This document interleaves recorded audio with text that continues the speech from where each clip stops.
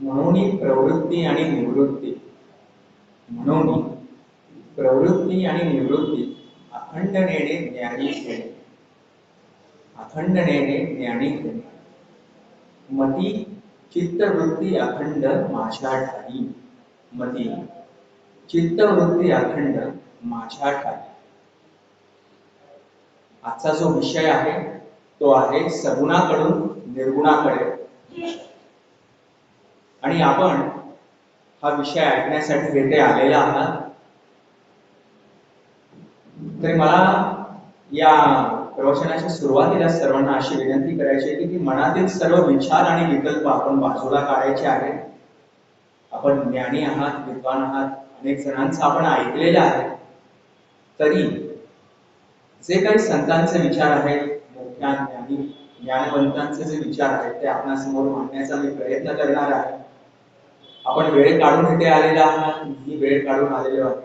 तरी सर्वांना नम्र विनंती की मनातील सर्व विचार आणि विकल्प कृपया बाजूला काढा आणि जेवढं आपलं चित्त एकाग्र करता येईल तेवढं आपण चित्त एकाग्र करूया. कारण का संत ज्ञानेश्वरांनी म्हटलेलं आहे की तरी अवधान ऐकले दिसे मग सर्व सुखाचे प्राप्त होईसे, हे प्रतिज्ञोत्तर माझे उघड ऐका. अवधान ऐकले दिसे म्हणजे काय? अवधान म्हणजे काय? लक्ष. तुम्ही लक्ष एकाग्र करा मग सर्व सुखाचे प्राप्त होईसे. मग काय होईल? तुम्ही लक्ष देऊन माझं म्हणणं ऐकलं, माझं म्हणजे ज्ञानेश्वर महाराजांचं म्हणणं ऐकलं की तुम्ही सर्व सुखाला प्राप्त होईल. कोणतं सर्व सुख? तर जे शाश्वत चिरकाल टिकणारं सुख आहे, परमेश्वराशी तादात्म्य पावणारं जे सुख आहे, किंबहुना परमेश्वराच्या अनुभवाचं जे सुख आहे ते तुम्हाला मिळू शकेल. हे प्रतिज्ञोत्तर माझे उघड ऐका. छाती ठोकपणे संत ज्ञानेश्वर महाराज सांगतायत की ही माझी प्रतिज्ञा आहे की तुम्ही लक्ष एकाग्र करा. आपण लक्षच एकाग्र करत नाही. आपल्या डोक्यामध्ये अनेक विचार चालू असतात. आता घरी काय चाललं असेल, सुनबाई माझ्याबद्दल मुलाला काही सांगत असतील का, मुलगा काय करत असेल, कामवाली बाई आली असेल का नसेल, नवीन कामवाली बाईनी जे नवीन आलेली आहे ती नवीन कचरा नीट काढेल का नाही, असं मागचीच बाई बरी होती, असं कुठलाही मनात विचार विकल्प मनामध्ये आणू नका. हे पूर्ण लक्ष एकाग्र करा. कारण का संत ज्ञानेश्वरांनी हा जो विचार मांडलेला आहे, जी ओवी मी आता सांगितलेली आहे की जरी प्रवृत्ती आणि निवृत्ती ये ज्ञानी भूमी, अखंड चित्तवृत्ती मती माझ्या ठाई, या ओवीचा अर्थ आपण सगळा व्यवस्थित सार्थ पाहणारच आहोत. पण जो आपला मूळचा विषय आहे की सगुणाकडून निर्गुणाकडे, तर तो आधी आपण सुरुवातीला पाहणार आहोत.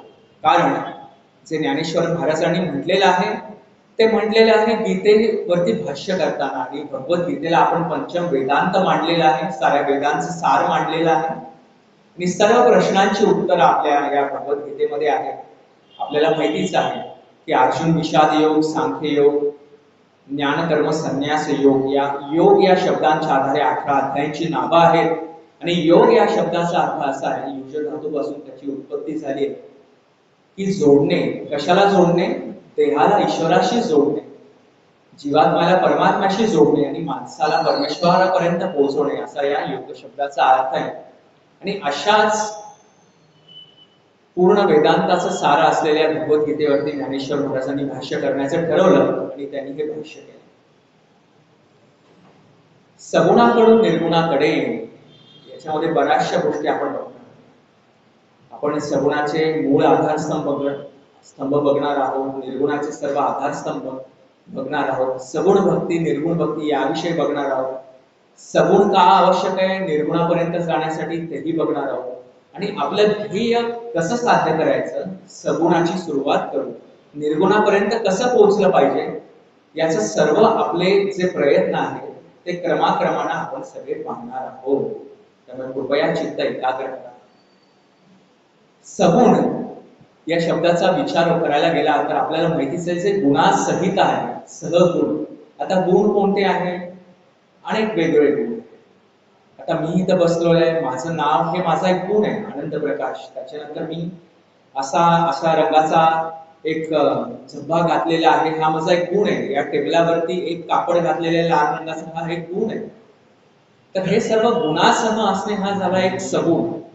आणि निर्गुण म्हणजे काय, की गुणाविरहित, गुणांच्या शिवाय त्याला कुठलाही असा गुण नाही की जो आपण पाहू शकतो किंवा ठरवू शकतो की हा असा आहे, हा असा दिसतो, हा असा बोलतो, आणि आपण ठरवू शकतो आणि इतरांना सांगू शकतो की बाबा हे अशा अशा पद्धतीनं आहे. हे हा झाला निर्गुण. हा सगुण आणि निर्गुणातील महत्वाचा फरक आहे. आपण पुढे पाहणारच आहोत आणखीन खोलामध्ये जाऊन. तर सगुणाकडून निर्गुणाकडे जाण्यासाठी आधी सगुण काय हे समजलं पाहिजे, आणि निर्गुणाकडे जाता येईल का डायरेक्टली लगेचच सगुणाशिवाय, तेही आपण जाणलं पाहिजे. सगुणाशिवाय निर्गुणापर्यंत जाणं हे अत्यंत अवघड आहे. कारण मला सांगा, एक विचार पूर्वी अनेक शास्त्रज्ञांनी केला होता आणि त्याचा एक त्यांनी प्रयोग केला होता एक 100 जणांच्या वरती. 100 जणांना जे एकाच आजाराने ग्रस्त होते त्यांना एकत्र बोलवलं होतं आणि त्यांना सांगितलं होतं की तुम्ही सकाळच्या वेळेला ही औषधं घ्या, दुपारच्या वेळेला ही औषधं घ्या, तुम्ही असा व्यायाम करा, तुम्ही या गोष्टींचं पथ्य करा, या गोष्टींचं अपथ्य करा, या गोष्टी टाळा, खाऊ नका, करू नका इत्यादी. त्यातील 50 जणांना, जे 100 व्याधीग्रस्त होते त्यातील 50 जणांना त्यांनी तोंडी सांगितलं होतं आणि लिहून दिलं होतं. तोंडी सांगितलं होतं आणि लिहून दिलं होतं. आणि बाकीच्या 50 जणांना त्यांनी चित्रामार्फत सांगितलं होतं, चित्र दाखवून की अशा अशा पद्धतीने तुम्ही गोष्टी करायच्या आहेत आणि या गोष्टींची तुम्ही टाळाटाळ करायची आहे, करायच्या नाहीत, आणि अशा प्रकारे औषधं घ्यायची. आणि कालांतरानं 1 महिन्यानंतर जेव्हा पुन्हा त्याचा प्रयोगाचा निष्कर्ष काढण्यात आला तेव्हा हे समजलं गेलं की ज्यांना चित्रांद्वारे सांगितलं गेलं होतं त्यांनी त्याचा अवलंब जास्त प्रमाणात केला होता, त्यांना ते जास्त प्रमाणात कळालेलं होतं. लेखी पद्धतीने, तोंडी पद्धतीने ज्यांना सांगितलं होतं त्यांना 50%च लक्षात राहिलं, पण ज्यांना चित्रामार्फत दाखवलं होतं त्यांना जवळपास 70%च्या पुढे लक्षात राहिलं होतं. हा फरक आहे. हा फरक आपण समजून घेऊया. हा फरक का आहे?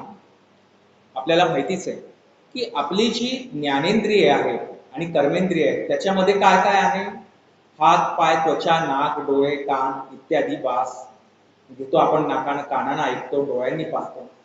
तर हे आपले इंद्रिय आहेत, म्हणजे काय, सेन्सेस आहेत.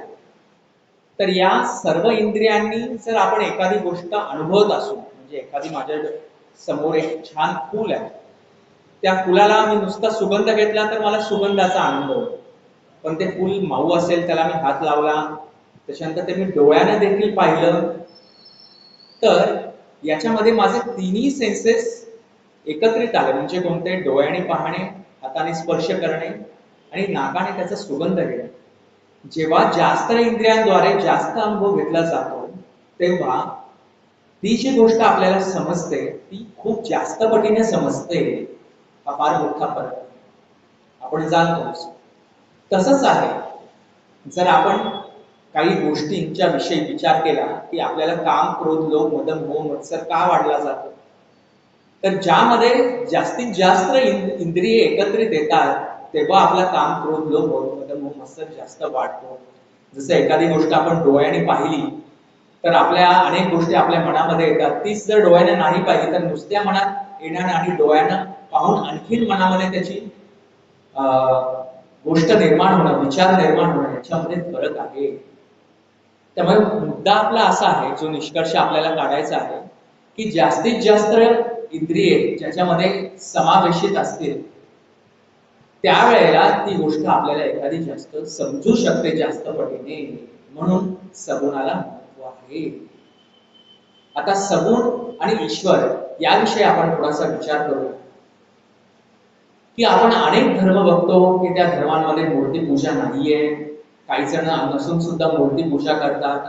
आपल्या देशात मूर्तीपूजेलाही महत्व आहे आणि निर्गुणालाही महत्व आहे. शांत बसून ध्यान करण्यालाही महत्व आहे, मूर्तीच्या समोर असो अथवा नसो. तर यातील फरक आपण समजून घेऊ. कोणत्याही संतांनी किंवा श्रेष्ठ ज्ञानवंतांनी मूर्तीपूजेला निषिद्ध असं मानलेलं नाहीये. कारण का? जसं मी मगाशी म्हणालो, एखाद्या मंदिरामध्ये आपण गेलो की काय होतं, ती मूर्ती आपल्याला दिसते आणि त्या मूर्तीच्या बाबतीतील गोष्टी आपल्या मनामध्ये येऊ शकतात. जसं आपण एका मंदिरात गेलो, आपल्याला पांडुरंगाची मूर्ती दिसली, तर पांडुरंगाचं स्वरूप निर्माण होतं आपल्या हृदयामध्ये, कारण ते आपण बघतोय आणि ते आपण सतत बघत असतो. मनामध्ये आपल्या काय होतं, आपण मनामध्ये विचार केला की पांडुरंगाची मूर्ती आणायची, तर आपल्या मनामध्ये लगेच चलबिचल होते आणि अनेक वेगवेगळे विचार मनामध्ये यायला लागतात. मनावर ताबा ठेवणं अत्यंत अवघड आहे. आपण ठरवा बरं की 2 मिनिटं एकही विचार वेगळा आणायचा नाही मनामध्ये. शक्य आहे?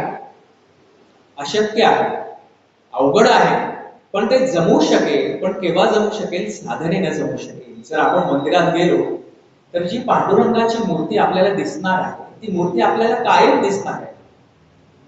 जर मी तिथे मंदिरामध्ये 5 मिनिटं उभं राहिलो आणि 5ही मिनिटं मी पूर्ण त्या मूर्तीकडे बघत असेल, तर पूर्ण 5 मिनिटं मला ती मूर्ती दिसेल.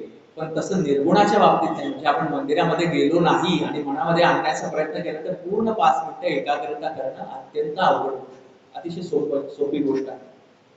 दुसरा मुद्दा असा, आपण जेव्हा मंदिरामध्ये जातो तेव्हा अनेक भक्तगण, अनेक त्याच्यामध्ये जे साधू संत येतात, पाया पडणारे लोक येतात, तिथे त्यांची सात्विक ऊर्जा निर्माण झालेली असते.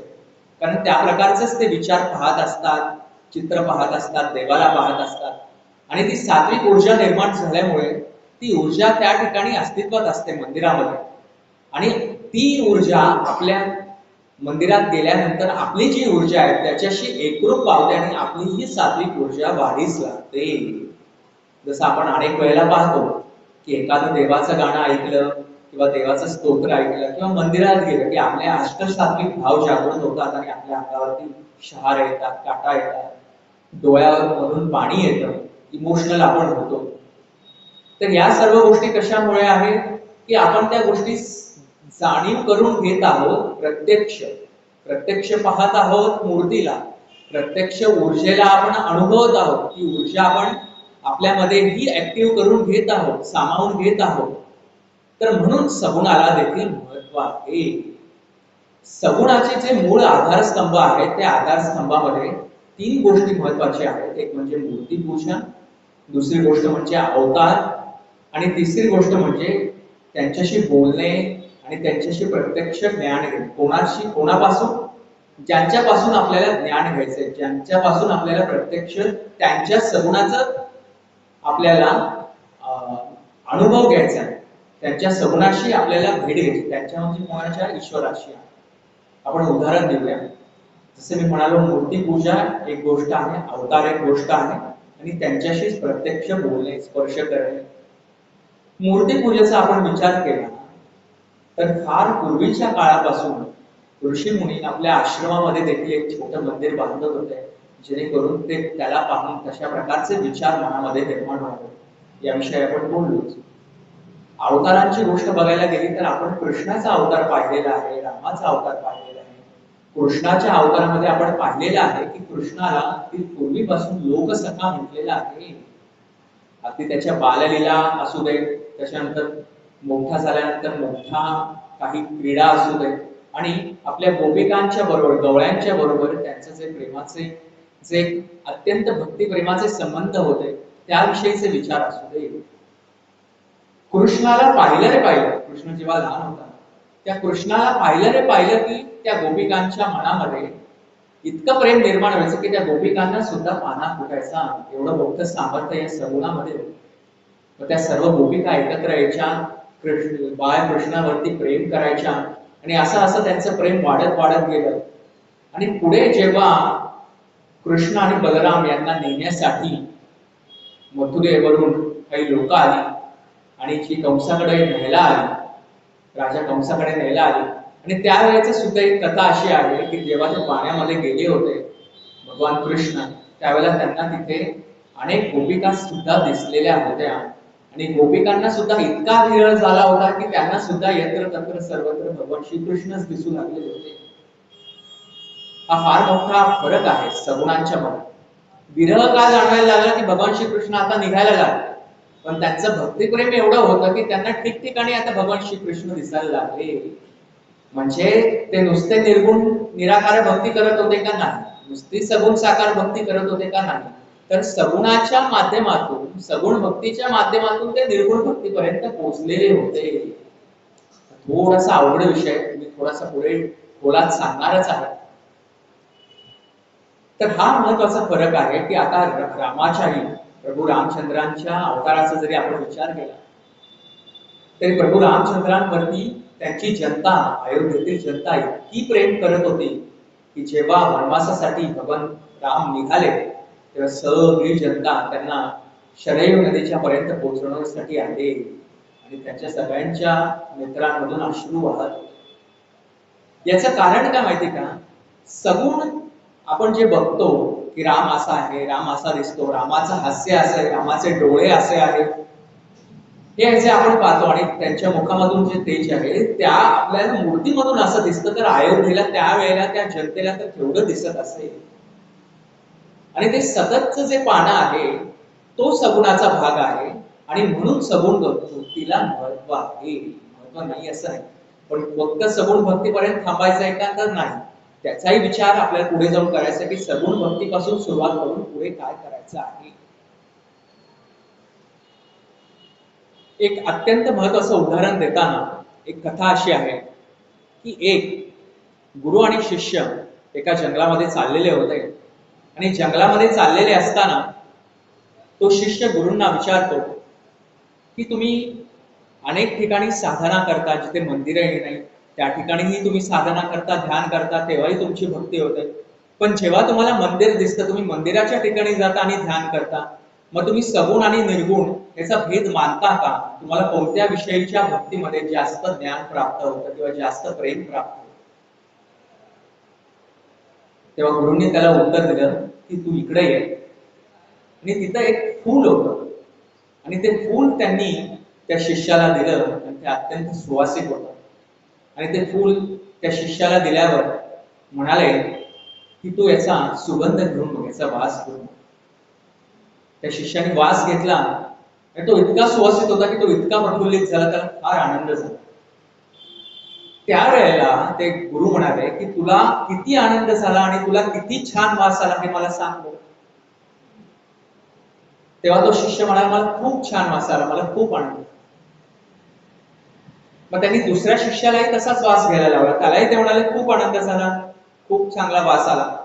तर दोन्ही शिष्यांना ते म्हणाले की तुम्ही म्हणताय खूप आनंद झाला, खूप छान वास आला, तर या खूप शब्दाचा नेमका अर्थ काय? तुला हा जो आनंद जास्त प्राप्त झालाय तो किती, हा तुला शब्दात वर्णन करता येतोय का? तू या शिष्याला सांगू शकतोयस का शब्दांमध्ये की तुझा आनंद तेवढा आहे का? आणि तू त्या शिष्यांकडून जाणून घेऊ शकतोयस का की तुझा आनंद आणि त्याचा आनंद एकच आहे का, त्याला जास्त आनंद झालेला आहे? तर नाही.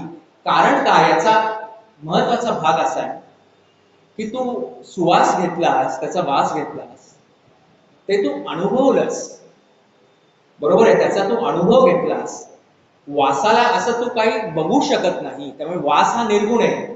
पण निर्गुण आहे म्हणून त्याला अनुभवता येत नाही का? तर नाही, त्याला अनुभवता येतं.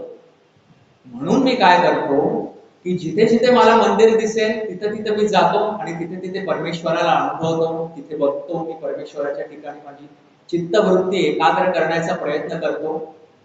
आणि जिथे मला मंदिर नसेल, जेव्हा मी वनातून प्रवास करत असेल तिथे मी मनामध्ये ईश्वराची एक छवी आणतो आणि त्याच्याविषयीचं ध्यान करतो. मी तिथे त्याला अनुभवतो. जरी मूर्ती नसेल तरी त्याचं प्रत्यक्ष तिथे असणं मला वाटतं की तो तिथं आहे. तिथं आहे म्हणजे कुठे आहे? तिथे सर्वत्र आहे. जसं मी म्हणालो की सगुण भक्तीचे आधारस्तंभ कोणते आहेत? एकतर मूर्तीपूजा, अवताराच्या विषयी आपण ऐकलं, त्यांच्याशी प्रत्यक्ष बोलणं याविषयी ऐकलं. तसं निर्गुण भक्तीचं जे मूळ आधारस्तंभ आहे त्याच्यामध्ये काय?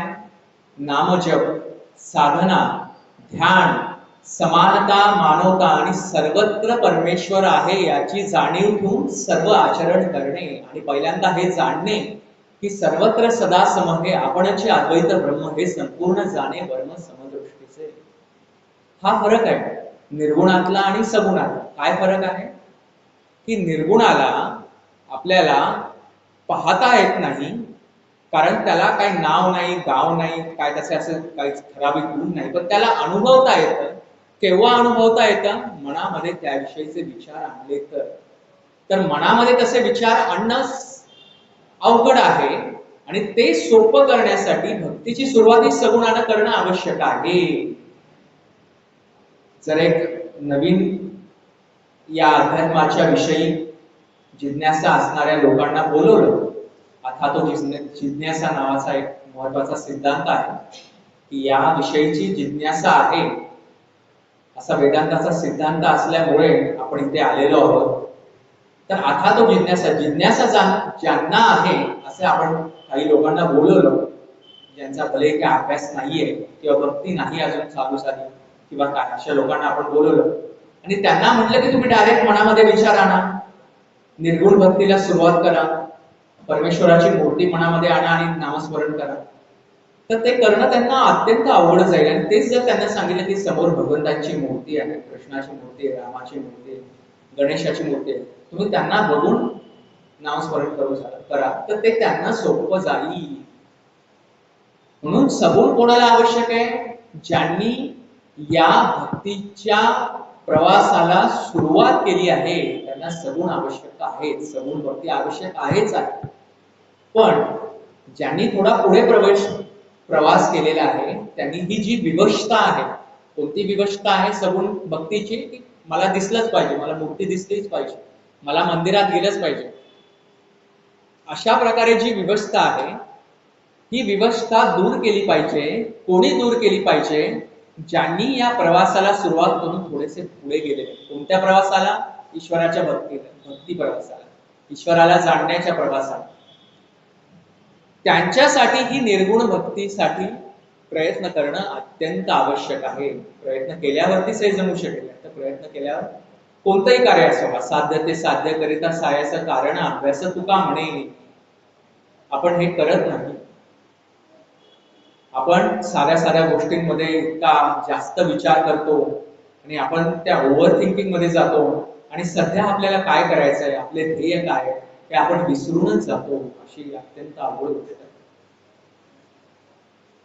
एकदा एक जण डॉक्टरांच्याकडे गेले होते आणि डॉक्टरांना म्हटले की मला फार कसं तरी होतंय. मग डॉक्टर म्हटले कसं तरी होतंय म्हणजे काय, मला सांगितल्याशिवाय काय कळणार नाही. पण ते म्हणले डॉक्टरांना तुम्हीच तपासा की काय झालेलं आहे मला. मग डॉक्टरांनी तपासायला सुरुवात केली आणि तपासल्यानंतर डॉक्टरांना कळालं की यांच्यामध्ये कोणत्याही प्रकारचे काहीही सिम्पटम्स वगैरे, सगळं त्यांचं हार्टचं सगळं बरोबर होतं, बीपी बरोबर होतं, शुगर बरोबर होतं, सगळं बरोबर. मग त्यांनी विचार केला की काय नेमकं झालंय कसं तरी. मग त्यांना काही इमोशनल सायकोलॉजीच्या रिलेटेड काही प्रश्न विचारले. मग त्यांना कळालं की यांची थोडीशी मानसिकताच बरोबर नाही, मेंटल हेल्थच बरोबर नाही. त्यामुळे मेंटल हेल्थ, मानसिकता, मन शांत ठेवणं हे अत्यंत आवश्यक आहे. आणि मन शांत कधी होऊ शकेल? तर भक्तीमुळे होऊ शकेल. भक्तीमुळे हे सगळं प्राप्त होऊ शकेल. भक्तीमुळे आपल्याला काय मिळतं? भक्तीमुळे आपल्याला मनशांती मिळते.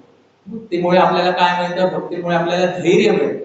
धैर्य म्हणजे काय? आपण कुठल्याही गोष्टीला लगेच आपण रिॲक्ट होतो, म्हणजे लगेच आपण उत्तर देतो. तर आपण कुठल्याही गोष्टीला रिॲक्ट न होता रिस्पॉन्ड केलं पाहिजे.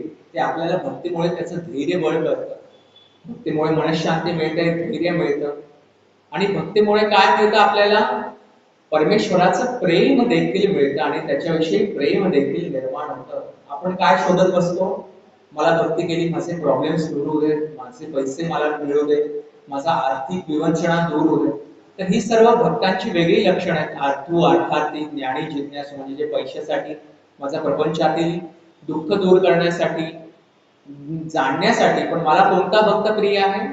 मी मागेही प्रवचनात बोललो तर तुम्हाला ज्ञानी भक्त प्रिय म्हणजे कोणता? जो मला जाणतो. जाणतो म्हणजे काय? मलाच सर्वत्र आहे हे जाणून त्या प्रकारे अनासक्त वृत्तीने तो कर्म करतो, तोच भक्त मला प्रिय आहे. काही वेळेला परिस्थिती आपल्या हातात असते पण त्याची आपल्याला जाणीव नसते आणि आपणच आपले काही प्रॉब्लेम्स आपण क्रिएट करत असतो आणि आपणच त्या विवंचनेमध्ये अडकत बसलेलो असतो. एकदा एक जण वेड्यांच्या हॉस्पिटलमध्ये गेलेला असतो आणि तो बघत असतो काय चाललंय. तर 3 वेडे एका बेडवर झोपलेले असतात आणि त्यांना फार अडचण होत असते. एकाच बेडवरती 3 वेडे झोपलेले असतात, त्यामुळे त्यांना अडचण होत असते. त्यामुळे एक वेडा खाली उतरतो आणि म्हणतो की मला फार अडचण होतं, मी खाली झोपतो. तर तो वेडा खाली येतो आणि खाली झोपतो, त्यामुळे बेडवरील दोघांना जागा मिळते ऐसपैस. कारण आधी 3 जण झोपलेले असतात, आता 2 जण, एक खाली उतरतो ना. तर त्यावेळेला बेडवरचा एक वेडा म्हणतो खाली झोपलेल्या वेड्याला, अरे तू वरती ये, आता जागा झालेली आहे. म्हणजे काय प्रॉब्लेम असा आहे की ज्या वेड्यांनी असा विचार केला होता की इथे जागा नाही म्हणून खाली जावं, तर जागा झाल्यावर परत ते त्याला वर बोलवताय नाही. तसंच आपलं होत असतं. आपण एकदा मनामध्ये ठरवतो की परमेश्वराला प्राप्त करायचं आहे आणि त्याच्याविषयीचे विचार करायला लागल्यावर दुसरे विचार जेव्हा येतात तेव्हा दुसऱ्या विचारांच्याकडे आपण आपला कल वाढवत जातो आणि त्याच्याविषयीचे विचार करत जातो. ते विचार आपण थांबवले पाहिजे. त्या विचारांना थांबवून दाखवा बरं. मनात मी विचार हा विचार करणार नाही. थांबू शकेल? आज मी पाऊस पडणार आहे का नाही म्हणून मी छत्री आणली नाही, आणि छत्री आणली नाही म्हणून पाऊस पडणार आहे का नाही हा माझा विचारच नाहीये मुळामध्ये. पाऊस पडला की छत्री मी आणत नाही, आणि छत्री मी मुद्दामून आणत नाही कारण मी पाऊस पडेल का काय. तर या सगळ्या गोंधळामध्ये आपण मनातील विचार थांबू शकत नाही. पण कधी थांबू शकतो? राम कृष्ण हरी, राम कृष्ण हरी, जय जय राम कृष्ण हरी, जय जय राम कृष्ण हरी, राम कृष्ण हरी, राम कृष्ण. असं मी जेव्हा म्हणालो तेव्हा विचार थांबले का? थोडे तरी विचार थांबले ना. कारण का आपलं लक्ष तिकडं होतं, आपण त्या विचारांना तोडलं. म्हणून नामस्मरणाला महत्व आहे. तर नामस्मरण, साधं नामस्मरण केलं रे केलं की अनेक विचार मनातले जातात, आणि नुसतं नामस्मरण न करता पुढे परमेश्वर आपल्याला मदत का करतो की हा बाबा नामस्मरण करत आहे, याला आपल्या विषयीचं ज्ञान आणखीन दिलं पाहिजे. परमेश्वर असा आहे की आपण एक पाऊल पुढे गेले की तो 2 पाऊल पुढे येत असतो. म्हणून आपण हळूहळू निर्गुण निराकार परमेश्वराकडे आपण गेलो पाहिजे. निर्गुण भक्ती, निर्गुण परमेश्वर, सगुण आणि निर्गुण, सगुण भक्ती, या सर्व गोष्टी आपण पाहिल्या. एकदा आपण एक सहज एक साधा विचार करूया की आपण जो फरक बघतोय सगळं आणि निर्गुणात, थोडस रोजच्या जीवनातलं एक उदाहरण आपण पाहूया. की आपल्या घराला एक खिडकी असते आणि त्या खिडकीचा आपण पडदा बाजूला केला की आपल्याला आकाश दिसत असतं. तर त्या खिडकीचा जो आकार आहे तेवढ्याच प्रकारचा, म्हणजे तेवढ्या आकारातून, त्या खिडकीतून जेवढा आकाश दिसणार आहे तेवढंच आपल्याला आकाश दिसतं आणि आपल्याला आनंद होतो. जर मी रोज त्या आकाशाकडे पाहिलं खिडकीतून, आपल्याला आनंद होतो, पक्षी दिसतात, चंद्र दिसतो, झाडी दिसतात. पण मी कोणत्या आकारातनं बघतोय, किती आकाशाकडे बघतोय? तेवढ्याच आकाशाकडे जे माझ्या खिडकीतनं दिसतं. तेच मी जर एखाद्या समुद्र किनारी गेलो तर समुद्रामधून, म्हणजे समुद्र किनाऱ्यावरून मला अथांग समुद्रही दिसेल आणि विशाल व्यापक असं आकाशही दिसेल, आणि त्या आकाशाला पाहून देखील मला आनंद होणार. पण त्या आकाशाला पाहिलेला आनंद जास्त आहे का खिडकीतनं पाहिलेल्या आनंदाचा आनंद जास्त आहे? खिडकीतनं पाहिलेल्या आकाशाकडे पाहून मिळणारा आनंद जास्त आहे. कोणता आनंद जास्त आहे?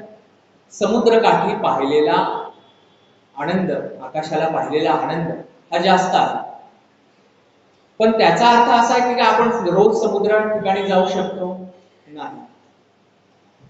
म्हणजेच म्हणायचं तात्पर्य असं आहे की जो खिडकीतनं पाहिलेल्या आकाशाकडे मिळणारा आनंद आहे आणि समुद्राच्या ठिकाणी पाहिलेल्या आकाशाकडे जो पाहिलेला आनंद आहे, तो आनंद समान आहे असं आपल्याला जाणवलं पाहिजे. वास्तविक पाहता तो समान आहे का? नाही. समुद्राच्या ठिकाणी गेल्यावर तो जास्त आहे. समजून घ्या, थोडासा हा अवघड भाग आहे. म्हणजे समुद्राच्या ठिकाणी गेल्यावरतीचा जो आनंद आहे तो जास्त आहे, परंतु मला तो आनंद घरात बसून खिडकीतनं जे आकाश बघतोय त्या आकाशामध्येही मला तो आनंद जाणवला पाहिजे. तर मग समजायचं की तुम्हाला निर्गुण निराकार परमेश्वराची जाणीव झालेली आहे. नाहीतर मग मला रोज समुद्राला ठिकाणी गेलं पाहिजे आनंदासाठी. आणि तुमचा आनंद जर समुद्र ठिकाणी गेल्यावरच जर असेल तर मग तुम्ही त्याच दिशेने वळू लागता, आणि मग आहे त्या परिस्थितीमध्ये तुम्ही आनंद जाणीव करून घेऊ शकत नाही, आनंद तुम्हाला जाणवत नाही. आणि इथे आनंद जाणवत नाही, मला तिकडे गेले पाहिजे, तिकडं समुद्र ठिकाणी गेले पाहिजे, हे विचार येत राहतात. आणि त्यामुळे काय होतं, बाह्य परिस्थितीवर आपला आनंद निर्माण होतो. जे अतिशय सगळ्यात मोठी जी चूक आहे अध्यात्मामध्ये, की बाह्य परिस्थितीवरती तुमचा आनंद, हॅपीनेस, तुमचा जीवन जगण्याचा मार्ग हा चालू राहतो किंवा प्रयत्न तुम्ही तसे करता. कारण का, आत्मौपपंडेन समुपश्यति एव अर्जुना सुखम वा यदि वा दुःखम सयोगी परमो मतः. सुखाला आणि दुःखाला समप्रमाणात स्थितप्रज्ञ वृत्तीने जाणणारा जो ज्ञानी आहे त्यालाच मी योगी श्रेष्ठ म्हणतो, असं भगवान श्रीकृष्ण म्हणतात. म्हणजे आपण काय केलं पाहिजे, सगुणाची भक्ती केली पाहिजे. करू नका कोणी म्हणतंय नाही, मूर्तीपूजा करू नका कोणी म्हणतंय नाही, सगळे करा म्हणतात. पण तिथपर्यंत आपल्याला थांबायचंय का, तर नाही. आपल्याला काय करायचंय, प्रवास करायचा आहे सगुणाकडून निर्गुणाकडे. जसं मी म्हणालो, बाह्य परिस्थितीवर आनंद नकोय. जरी मला खिडकीतला आकाश देखील दिसलं नाही तरी मला डोळे बंद करून जे मी खिडकीतला आकाश किंवा समुद्रावरचा आकाश मी इमॅजिन करत असेल मनामध्ये, तोच आनंद मला नुसतं शांत बसलं कुठेही तरी झाला पाहिजे. धर्म समजायचं की तुम्ही सगळीकडे त्याला अनुभवत आहात. आकाश एक उदाहरण झालं. भगवंताचं जे प्रेम आहे ते अनुभवाच्या गोष्टी आहेत, साक्षात्काराच्या गोष्टी आहेत. आजही आपल्या इथे अनेक जण उपस्थित असतील की ज्यांना जाणवलं असेल की काही गोष्टींचा मी प्रयत्न करत होतो आणि अचानक मला काही मदत मिळाली, अचानक मला काही गोष्टी जाणवल्या, काहींचा साक्षात्कार झाला.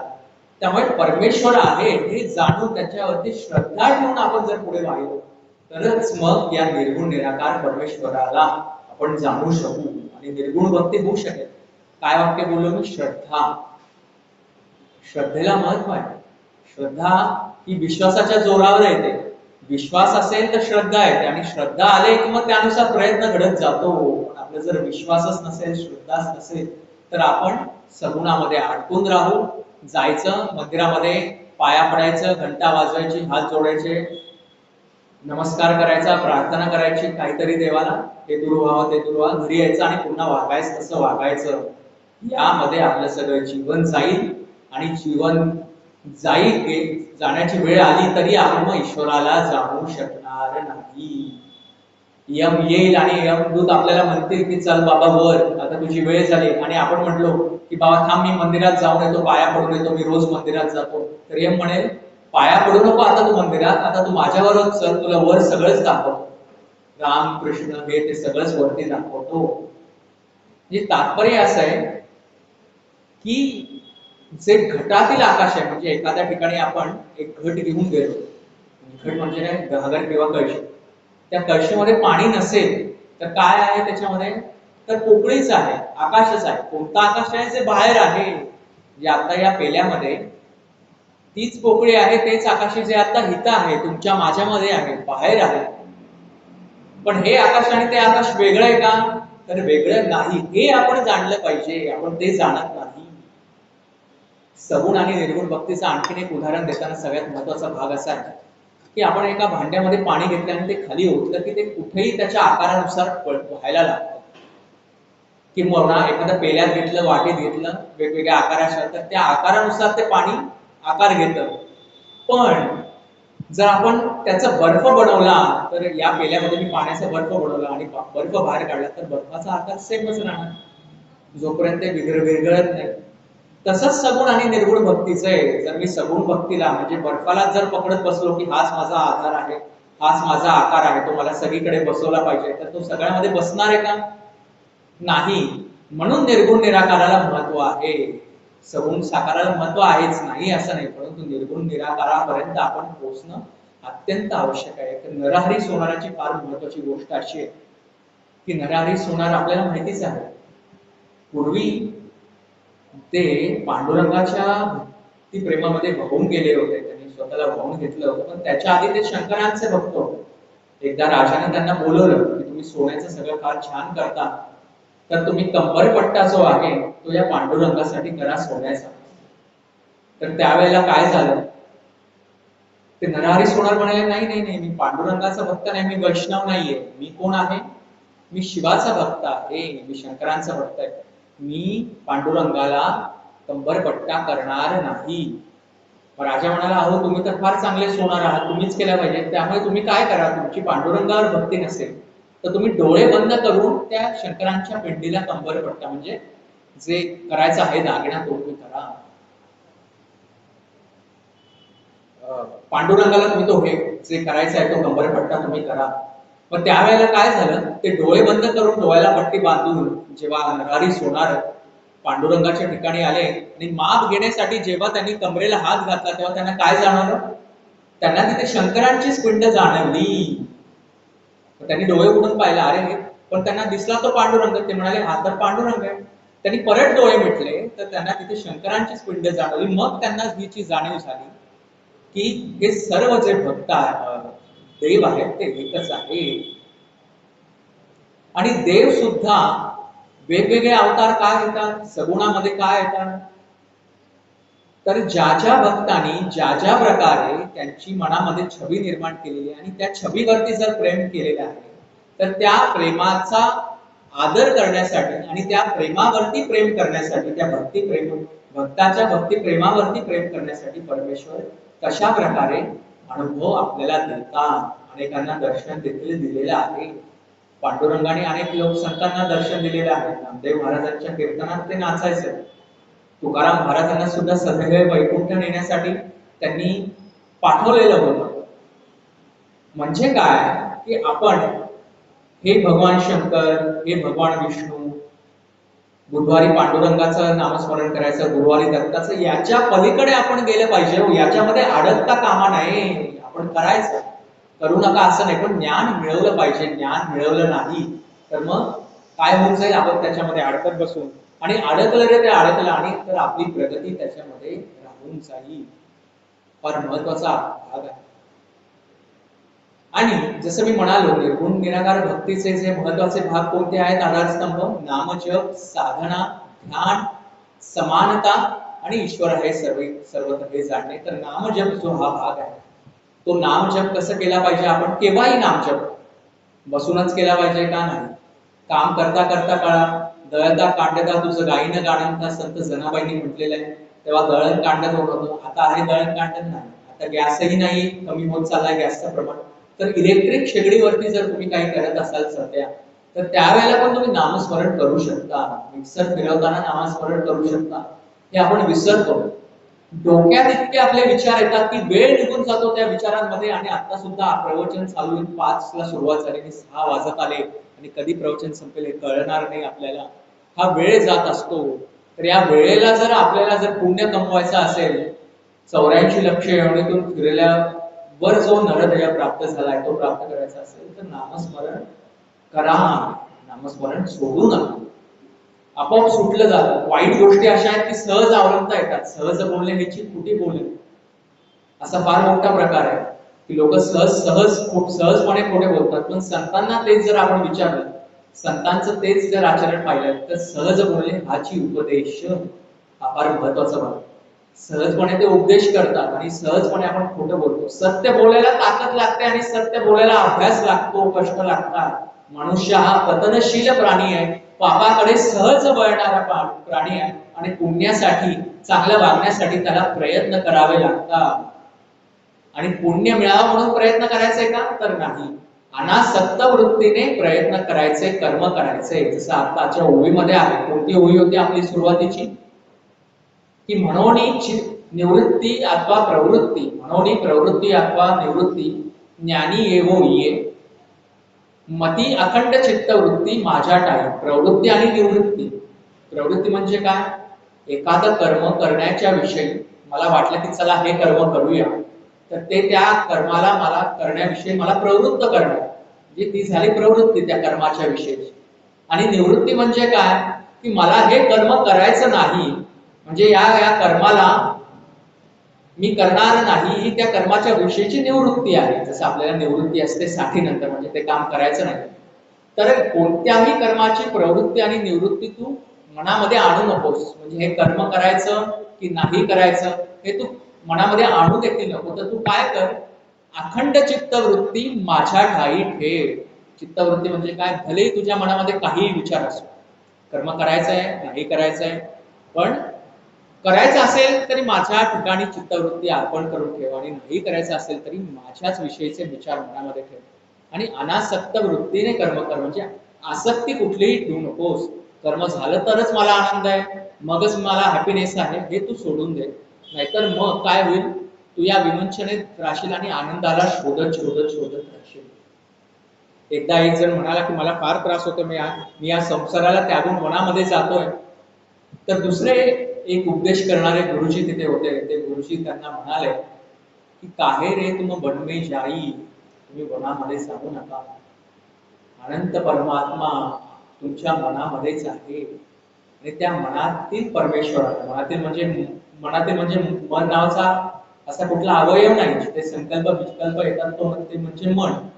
तुमच्या हृदयातील जे आत्मतत्व आहे ते तुम्हाला ईश्वराच्या ईश्वर तत्वाला, जीवात्माला परमात्म्याशी एकरूप जर करायचं असेल तर मग तुम्ही काय करा की सगळ्यात सोपा मार्ग एक तर नामस्मरण करा, आणि दुसरा भाग असा की सर्व कर्मे श्री कृष्णार्पण वस्तू, श्री ईश्वरार्पण वस्तू म्हणत करा, आणि त्याला सतत जाणण्याचा प्रयत्न करा.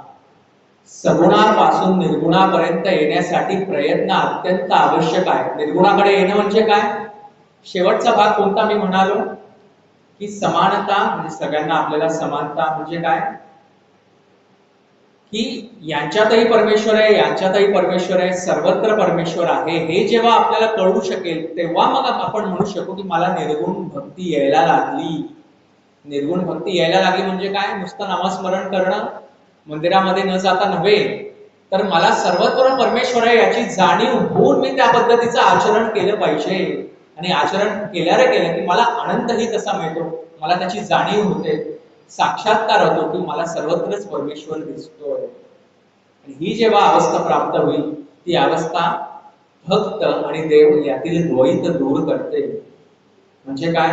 मी देवाची भक्ती करणारा भक्त आहे हा भाग निघून जातो, आणि देव सुद्धा म्हणतो की बाबा हा भक्त आहे माझी भक्ती करतो, तोही भाग निघून जातो, आणि देव आणि भक्त यांची एकरूपता साधली जाते, आणि आत्मतत्व हे परमेश्वराच्या परमतत्वाला प्राप्त होतो, जीवात्मा परमतत्वाला प्राप्त होतो. म्हणजे हे काय? आपला देह गेल्यानंतर नाही, आता सुद्धा अनेक जण त्या पृथ्वीवरती अस्तित्वात आहेत की ज्यांना सदैव ईश्वराचा वास जाणवत असतो, सहवास जाणवत असतो. पण आपण काय करत असतो की आपण इतर गोष्टींकडे लक्ष देतो आणि या गोष्टींकडे लक्ष देत नाही. म्हणून सर्वांना एक नम्र विनंती हात जोडून काय करायची आहे मला की तुम्हाला हे प्रयत्न करायचे असतील तर प्रयत्न कसे करा? अहंकार काढा, मनावरती ताबा ठेवा, मनामध्ये सतत ईश्वराचे विचार ठेवा, म्हणजे तुमचे बाकीचे विचार दूर होतील. नामस्मरण करा, नामस्मरणाच्या पलीकडे थोडस ज्ञान प्राप्त करण्याचा प्रयत्न करा. आत्मतत्व, आता तुम्ही प्रवचनांना येतच आहात, अनेक जे मोठे श्रेष्ठ ग्रंथ आहेत, गीता आहे, संत ज्ञानेश्वरांची ज्ञानेश्वरी, संत नामदेवांची अभंग गाथा, तुकाराम महाराजांची अभंग गाथा, समर्थांचा दासबोध, एकनाथांचा भागवत, यांचं रोज का होईना आता समय 10 मिनिटं वाचन करा आणि त्याच्या विषयीचं चिंतन करा आणि ज्ञान प्राप्त करण्याचा प्रयत्न करा, आणि त्यानुसार आचरण करा. नुसतं वाचन करून सोडू नका. करा करा करा करा करा करा. संत आपल्याला हेच सांगतात, आणि संतांनी ते केले म्हणून ते संत पदाला पोहोचले. अगदी लहानपणापासून संत होते का? होते नाही. ते पोचले म्हणून ते संत झाले, आणि त्यांनी प्रयत्न केला म्हणून ते संत पदाला पोहोचू शकले. नाहीतर आजही 800 वर्ष झाली ज्ञानेश्वर महाराजांना, 12व्या शतकामध्ये होते. ज्ञानेश्वर महाराजांची पालखी का निघते? कारण त्यांनी ते संत पदाला ते प्राप्त झाले होते. 12व्या शतकामध्ये अनेक श्रीमंत लोक होते, त्यांची पालखी निघते का? आता नाव तरी माहिती का आपल्याला? संत ज्ञानेश्वर महाराजांच्या काळात कोणी श्रीमंत होते माहिती आहे? नाही. त्यामुळे आपण काय केलं पाहिजे? या परमेश्वराला जाणण्याच्या पाठीमागे आपण गेलं पाहिजे. माझा मोठा बंगला व्हावा, माझं मोठं घर व्हावं, माझं डुप्लेक्स व्हावं, माझं हे व्हावं, माझं ते व्हावं, हे मनातनं आपण काढून मनामध्ये याची जाणीव आणली पाहिजे की आपण प्राप्त करायच्या जोडून या धन उत्तम व्यवहारे उदास विचारे वेच करी. चांगल्या पद्धतीने धन हे मिळवायचं, पण आसक्ती ठेवता, आनंद न ठेवता प्रयत्नपूर्वक निर्गुण निराकार परमेश्वराला जाणण्याचा प्रयत्न केला पाहिजे. असाच विचार मांडून गीता धर्म मंडळाने मला इथे येण्याची संधी दिली. आणि आपणही येथे आला आणि आपणही ते ऐकून या संतांचे विचार जाणण्याचा प्रयत्न केला, त्याबद्दल गीता धर्म मंडळाचे आणि आपलेही मनपूर्वक आभार. आता मी जे संतांनी सर्व मांडलेलं आहे मागणं देवाकडे, ते थोडस मी गाणार आहे. स्वतः संगीत विशारद, संगीत अलंकार असल्यामुळे ते सर्वांनी मिळून या ईश्वराकडे मागणं मागायचं आहे की तुझा विसर मला कधीही न झाला पाहिजे, मला बाकीचं काय हो न हो, पण तुझ्या विषयीचं जे प्रेम आहे ते मला कायम, तुझ्या विषयीचा जो आनंद आहे तो मला कायम त्याची जाणीव राहिली पाहिजे. संत तुकारामांनीच गायलेलं मांडलेलं एक अभंग आहे.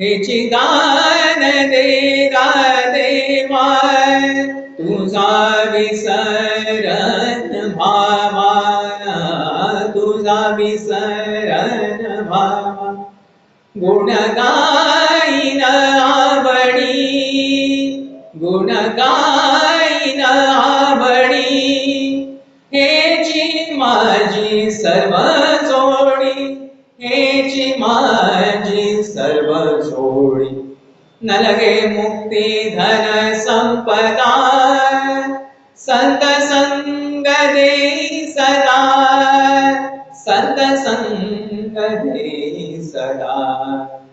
तुका म्हणे गर्भवासी, सुखे घालावे आमासी, सुखे घालावे आमासी.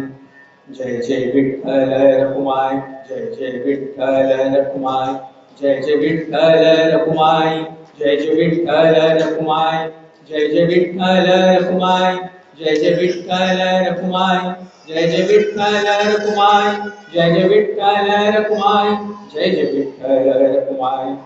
विठ्ठल विठ्ठल विठ्ठल विठ्ठल विठ्ठल विठ्ठल विठ्ठल विठ्ठल विठ्ठल विठ्ठल विठ्ठला.